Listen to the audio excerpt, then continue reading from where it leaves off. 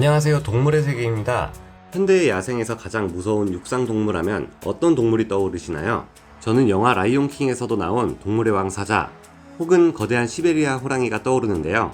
이들의 송곳니는 들소 같은 커다란 동물들의 숨통을 끊어버리는 무서운 무기를 가지고 있습니다.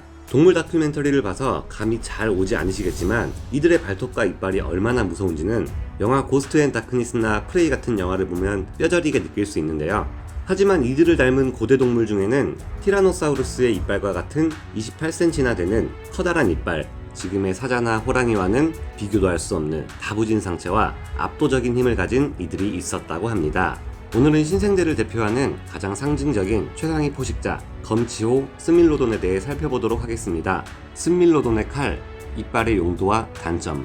송곳니가 마치 칼과도 같아 그 이름마저 양날의 칼 이빨이라 지어진 검치호들은 신생대 플레이스토세 전기부터 출현해 1만 년 전까지 살았습니다. 이 녀석들은 북아메리카 남부 지역과 남미 지역에 주로 서식하며 당시 먹이사슬의 꼭대기를 차지하고 있었는데요. 어떤 것보다 두드러지는 이들의 이빨을 보면 자신들보다 덩치가 큰 어떤 동물이든 잡아먹을 수 있었을 것처럼 보입니다. 실제로 이들의 송곳니는 마치 칼날처럼 날카롭고 고대의 알로사우루스들이 그랬듯 톱날까지 있었습니다. 이것은 검치호들을 제외하고는 어떤 고양이과 동물들에게서도 찾아볼 수 없는 특징인데요. 스테이크용 칼에서 볼 수 있는 이 톱날 구조는 경동맥과 같은 질기고 두꺼운 혈관을 한 번에 찢어버려 과다출혈을 일으키는데 유리한 구조입니다. 바다의 백상아리들이 그 이전에 존재했던 이수루스 하스탈리스 같은 톱날이 없는 상어들에 비해 훨씬 성공적인 포식자 역할을 하는 데 있어서도 이 톱날 구조의 역할은 컸습니다. 스밀로돈들의 엄청나게 긴 이 이빨은 먹잇감의 목과 같은 약한 부위를 공격하기 최적의 조건을 가지고 있는데요. 이 이빨은 깊은 뿌리를 가지고 있어서 위에서 아래로 내려찍는 충격을 잘 견뎌낼 수 있습니다. 스밀로돈과 같은 검치호들은 오늘날 사자나 호랑이와 같은 고양이과 동물들이 그러하듯이 먹이의 목동맥을 찔러 뇌로 가는 혈액을 차단했습니다. 거대한 동물일지라도 이와 같은 급소를 공격당한 후엔 별다른 저항을 하지 못하고 죽음을 맞을 수밖에 없었다고 하는데요. 그런데 의외로 이 이빨이 그리 튼튼한 구조를 가지고 있다고는 말할 수 없습니다. 이들의 송곳니는 길고 날카롭지만 그만큼 얇은 구조를 가지고 있어 측면에서의 충격에 쉽게 부러질 수 있습니다. 만약 서로 암컷을 차지하기 위해 격렬한 싸움을 벌인다거나 먹잇감의 다리나 평평한 엉덩이 부분을 공격하기엔 너무 위험한 구조인데요. 이런 이빨로 먹이를 물고 뜯는 데는 적합하지 않습니다.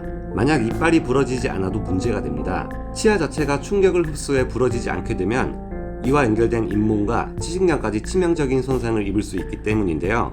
하마의 이빨이 총알도 튕겨낸다고 하지만 보통 치아 자체는 강철처럼 그리 강하지가 않습니다.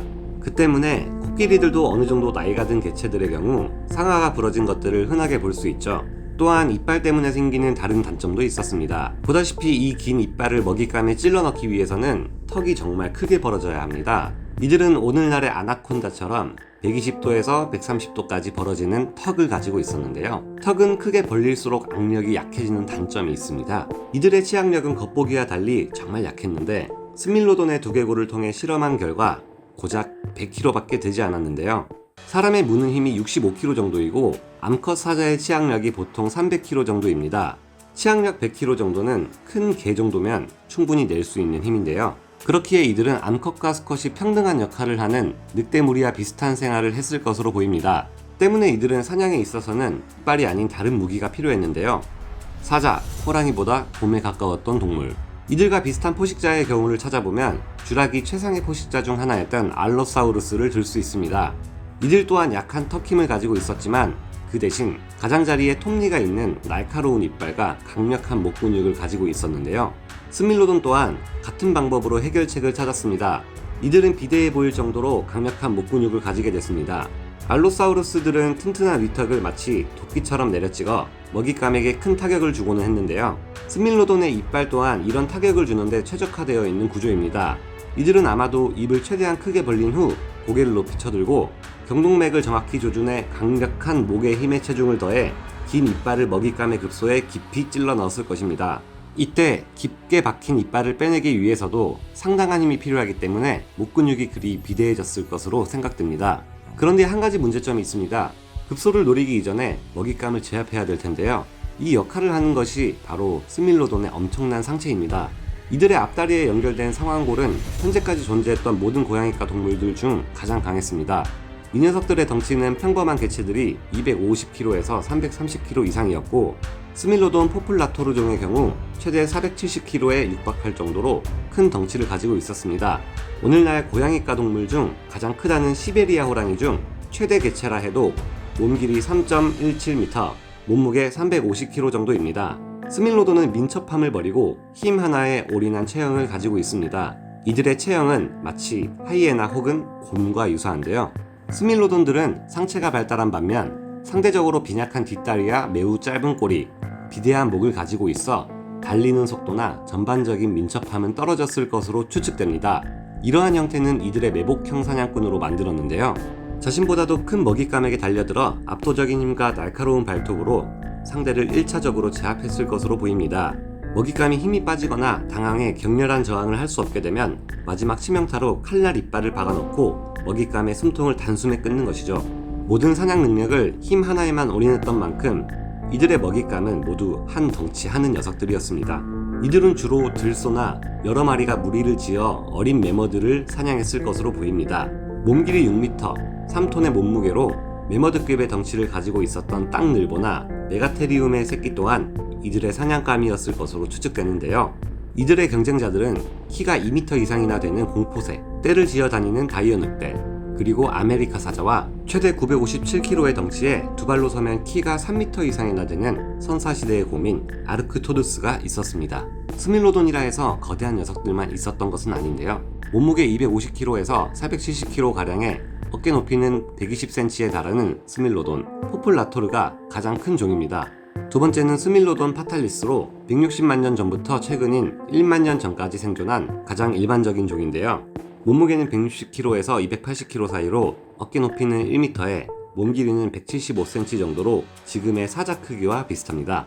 가장 작은 종인 스밀로돈 그라킬리스는 표범이나 제규어 정도 크기로 55kg에서 100kg 사이 정도로 추측됩니다. 멸종 원인, 덩치가 큰 먹잇감들이 많았던 이 시기에 스밀로돈은 성공적인 최상위 포식자로 군림했을 것으로 추정되는데요. 이처럼 성공적인 이들이 지금까지 살아남지 못한 데에는 크나큰 환경 변화가 원인으로 지목되고 있습니다. 빙하기가 끝나면서 매머드나 땅늘보 같은 대형 동물들이 사라지자 위기가 찾아왔습니다. 이들의 먹잇감인 초식 동물들은 더 작고 더 빠르며 더 똑똑한 사슴 같은 종들로 변화하기 시작했는데요. 아직 아메리카 들소나 말 정도가 남아있었지만 이들 또한 변화하기 시작한 것이 문제였습니다. 검치호들은 그 큰 이빨 때문에 해부학적 구조상 큰 뇌를 가질 수 없어 상대적으로 지능이 떨어졌을 것으로 추측됩니다. 반면 환경에 적응한 들소나 말은 크기가 작아진 만큼 더 빨라졌고 지능이 비약적으로 높아졌는데요. 이들은 갈수록 스밀로돈의 공격을 더 쉽게 방어해낼 수 있는 기민한 전략들을 개발해냈을 것으로 보입니다. 늑대와 같은 빠른 포식자들은 이들의 변화에 따라 적응할 수 있었지만 스밀로돈은 이런 녀석들과의 먹이 경쟁에서 뒤처질 수밖에 없게 되었습니다. 더구나 이때는 서식지 자체도 탁 트인 초원으로 변했기 때문에 매복 사냥에 특화된 스밀로돈은 힘에만 올인하는 사냥 스타일이 오히려 독이 되었습니다. 점점 변해가는 생태계의 먹이사슬에 적응하지 못한 스밀로돈은 점차 사라지게 되었는데요. 하지만 이 멋진 모습의 스밀로돈은 꼭 한번 보고 싶은 생물이기도 합니다. 현재 과학자들은 유전공학을 이용해 수많은 동물들을 복원하려 힘쓰고 있는데요. 어쩌면 스밀로돈의 실제 모습도 뉴스를 통해 보게 되는 날이 올지도 모르겠습니다. 오늘 동물의 세계 여기서 마치고 다음 시간에 다시 돌아오겠습니다. 감사합니다.